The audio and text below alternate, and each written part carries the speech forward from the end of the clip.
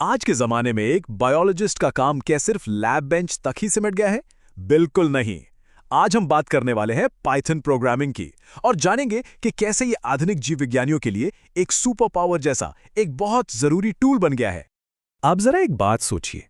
मान लीजिए किसी के पास हजारों डीएनए सीक्वेंसेस का डेटा है। क्या उसे एक एक करके मतलब हाथ से एनालाइज किया जा सकता है?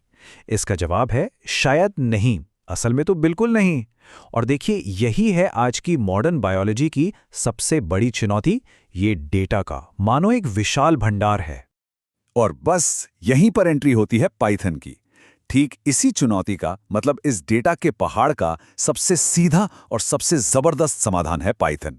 ये वो टूल है जो डेटा के इस समंदर में गोता लगाकर काम की चीजें बाहर निकालने में मदद करता है। तो चलिए इस मौजू को थोड़ा और गहराई से समझते हैं। देखिए, आज की बायोलॉजी पूरी तरीके से डेटा ड्रिवन हो चुकी है और ये डेटा कोई थोड़ा बहुत नहीं बल्कि इतना ज्यादा है कि उसे संभालना ही अपने आप में एक बहुत बड़ा चैलेंज बन गया है। तो सवाल उठता है, भाई इतना सारा डेटा आता कहां से है? ये आता है एनजीएस यानी नेक्स्ट जनरेशन सीक्वेंसिंग और प्रोटियोमिक्स जैसी कमाल की टेक्नोलॉजी से।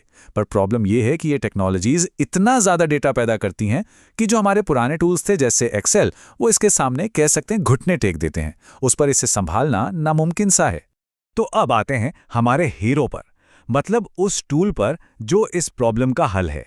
देखिए, पाइथन को किसी बहुत मुश्किल कॉम्प्लेक्स प्रोग्रामिंग लैंग्वेज की तरह देखने की जरूरत नहीं है, बल्कि इसे ऐसे समझिए कि ये इस काम के लिए बना एक परफेक्ट, एक जरूरी औजार है।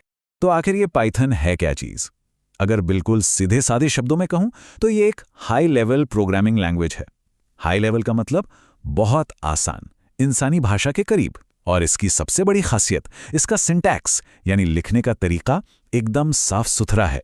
और यही चीज इसे बायो इन्फॉर्मेटिक्स के लिए एकदम परफेक्ट बना देती है। क्यों?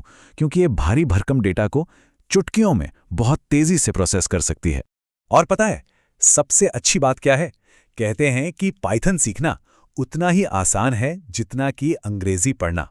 यही सादगी, यही सिंप्लिसिटी इसे उन सब के लिए एक बेहतरीन पहला कदम बनाती है जो प्रोग्रामिंग की दुनिया में बिल्कुल नए हैं। ठीक है, तो अब देखते हैं कि ये स्किल एक रिसर्चर को कौन सी नई सुपर पावर्स देती हैं।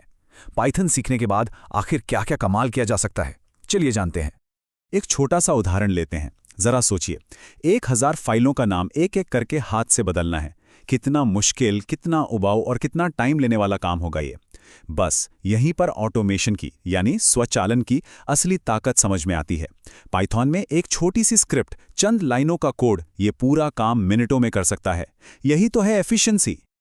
लेकिन रुकिए, बात सिर्फ फाइलों का नाम बदलने या ऑटोमेशन तक ही नहीं है। पाइथन का टूल किट इससे कहीं बड़ा है। इससे बड़े बड़े डेटा को हैंडल किया जा सकता है। फिर बायोपाइथन जैसी खास लाइब्रेरी है जिससे डीएनए और प्रोटीन सीक्वेंस का विश्लेषण करना बच्चों का खेल हो जाता है।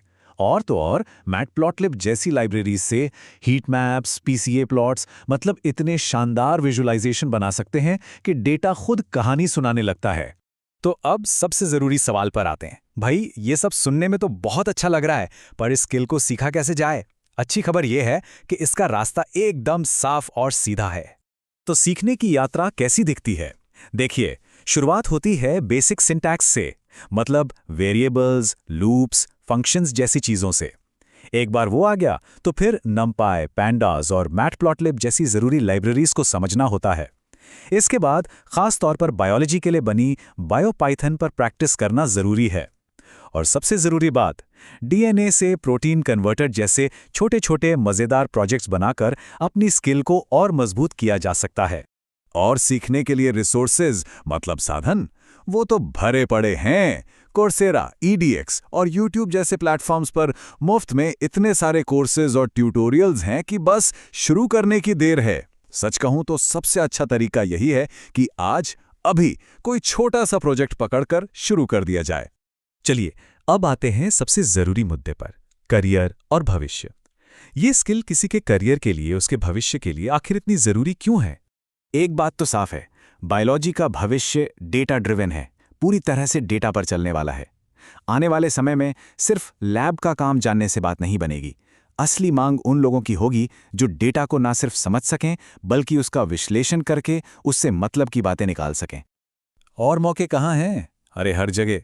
दवा बनाने वाली बड़ी बड़ी फार्मा कंपनियों में, जिनोमिक रिसर्च सेंटर्स में, जहां कैंसर पे रिसर्च हो रही है, नए नए बायोटेक स्टार्टअप्स में, हेल्थ केयर डेटा साइंटिस्ट के तौर पर।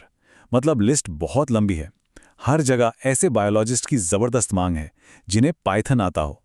और इसका असर सीधा करियर पर दिखता है। ये कोई छोटी मोटी बात नहीं है।